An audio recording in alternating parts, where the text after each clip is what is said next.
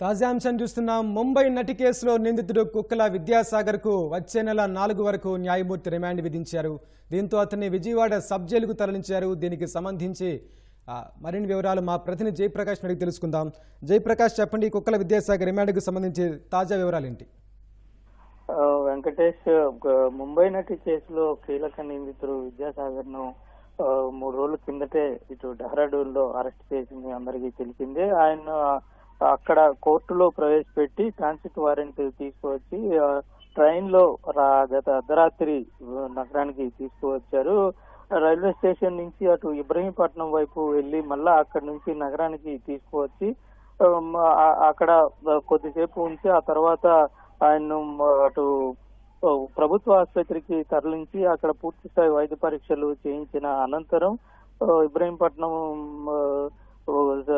Police station కి సంబంధించిన judge వద్దకు తీసుకువెళ్లి అక్కడ ఆయన ముందు హాజరుపరిచారు. విచారణ జరిగిన తర్వాత కోర్టు రిమాండ్ విధించింది. విజయవాడ సబ్ జైలుకి తీసుకువెళ్లారు. అయితే ఇందులో ప్రధానంగా చూసుకున్నట్లయితే విద్యాసాగర్ ఇచ్చిన తప్పుడు ఫిర్యాదు మేరకే అటు సినీ నటి పైన కేసు నమోదు చేయటం, ఆమెను ఈ కేసులో అన్యాయంగా ఇరికించడంతో పాటు వేధింపులకు గురి చేశారని, దానికి కారణమైనటువంటి వాళ్ళని విద్యాసాగర్ తో పాటు పలువురు అధికారులు అదేవిధంగా రాజకీయ నేతలు కూడా ఉన్నారని ఆమె ఆరోపించారు. దానికి సంబంధించిన ఫిర్యాదు కూడా ఇచ్చారు. పోలీసులు ఇప్పటికే ఈ కేసులో పూర్తి స్థాయిలో దర్యాప్తు చేసేందుకు ఒక బృందాన్ని ఏర్పాటు చేసి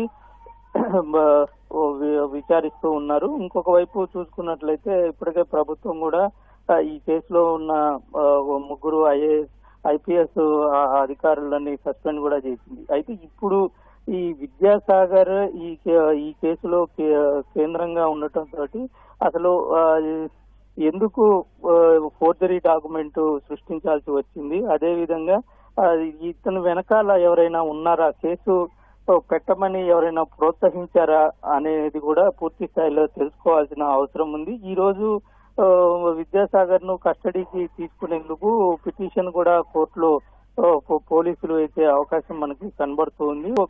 కస్టడీకి తీసుకున్న తర్వాత ఆయన చెప్పిన విషయాలతోటి పూర్తిగా ఇంకా కీలకమైన విషయాలు, ఇంకా ఎవరెవరు ఉన్నారు, అదే విధంగా అసలు ఈ కేసులో ఏం జరిగింది అనే విషయాలన్నింటినీ పూర్తి స్థాయిలో వచ్చే అవకాశం మనకి కనబడుతుంది. నిన్న సిపి చెప్పిన దాని ప్రకారం కూడా ప్రస్తుతం కొంతమంది పైన ఆరోపణలు ఉన్నాయి, అదేవిధంగా సస్పెండ్ చేసిన పరిస్థితి కూడా ఉంది. అయితే నేర తీవ్రత ఎంత ఉంది, అందులో వాళ్ళు ఎంత నేరం చేశారు అనేటువంటిది ఇంకా పూర్తి స్థాయిలో కొంత కంక్లూడ్ కి రావాల్సి ఉంది అనేది చెప్పారు. స్పష్టం వచ్చిన అందులో వీళ్ళ నేర తీవ్రతని స్పష్టం చేసిన తర్వాత వారిపైన చర్యలు తీసుకుంటామని చెప్తూ ఉన్నారు.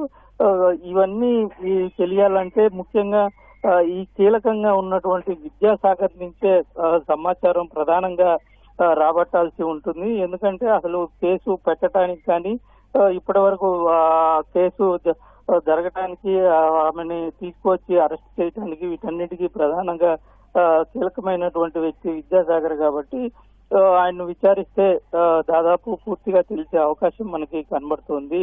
వెంకటేష్, ధన్యవాదాలు జయప్రకాష్.